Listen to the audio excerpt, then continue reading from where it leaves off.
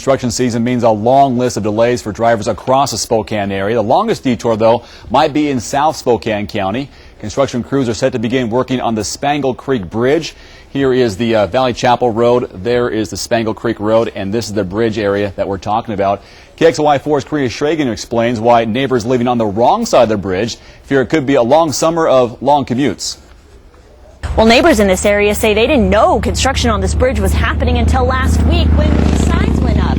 Neighbors say it's going to be a major inconvenience. However, the county says it's a safety issue. This bridge has got to get fixed.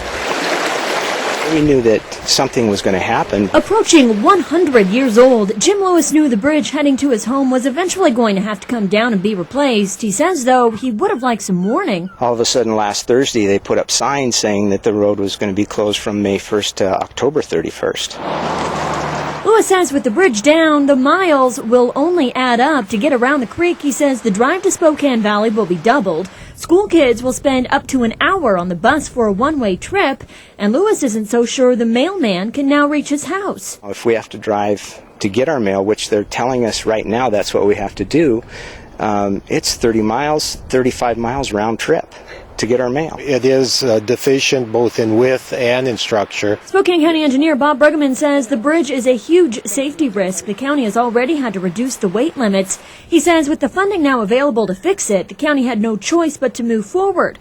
Bruggeman claims the county did look into building a temporary fix. The creek is pretty close. There's just not adequate room for a temporary bridge and a roadway. It presents a big problem.